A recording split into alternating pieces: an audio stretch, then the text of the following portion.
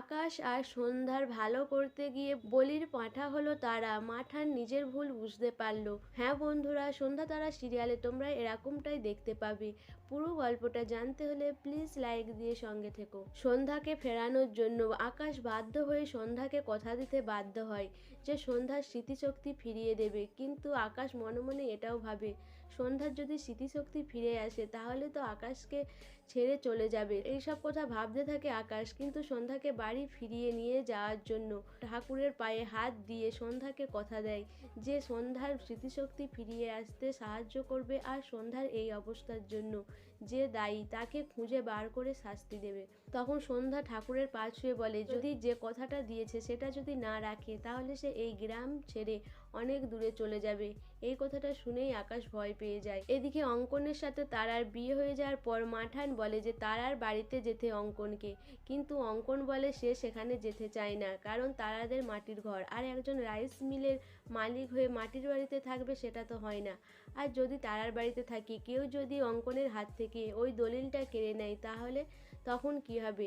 অঙ্কনের এই কথাগুলো শুনে মাঠান তো অবাক হয়ে যায়। মাঠান ভাবে যে ছেলেকে ভরসা করে তারার সাথে বিয়ে দিয়েছে কোনো ভুল করেনি তো? সন্ধ্যা আর আকাশের ভালো করতে গিয়ে মাঠান কি তারারই কোনো বিপদ ডেকে আনলো? এদিকে তারাও মনে মনে ভাবে যে সেই দিন যেই ছেলেকে দেখেছিল সেই ছেলেই কি এই ছেলে? এক রাতের মধ্যেই এত পরিবর্তন কি করে হয়? তারা ভাবে তার জীবনে যা আছে তাই হবে।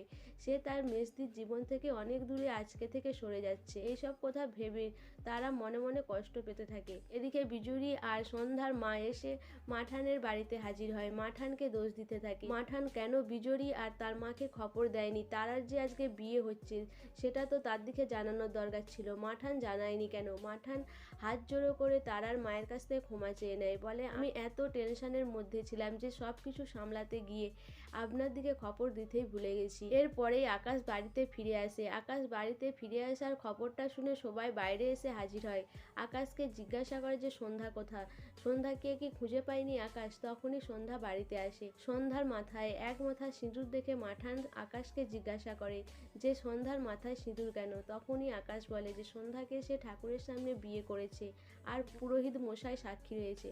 মাঠান ভাবে যে সন্ধ্যার পায়ে বেরিয়ে পড়লো, সে এবার এই বাড়িতেই থাকবে, আর কোথাও পালাতে পারবে না।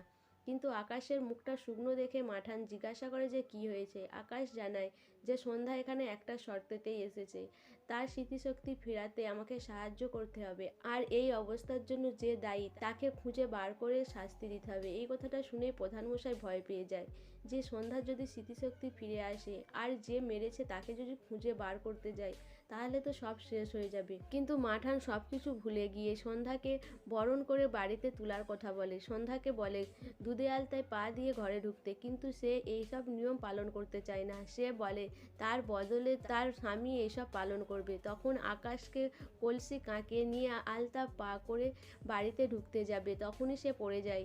তখন সন্ধ্যা ধরে নেয়। সো বন্ধুরা, তারা যে বিয়ে করে বাড়ি গেল তারা কি এবার জানতে পারবে অঙ্কনের আসল রূপ? অঙ্কনের যে বাড়িতে বউ রয়েছে সেটা কি তারা জানতে পারবে? না সন্ধ্যা এই বাড়িতে আসার পরে সন্ধ্যাকে যে আকাশ কথা দিয়েছে এরপরে কি আকাশ চেষ্টা করবে সন্ধ্যার স্মৃতিশক্তি ফিরিয়ে আনার? তোমাদের কি মনে হয়? অবশ্যই আমাকে কমেন্ট করে জানাবে। আর আমার ভিডিওটা ভালো লাগলে প্লিজ সাবস্ক্রাইব করে দিও আর লাইক কমেন্ট শেয়ার করো।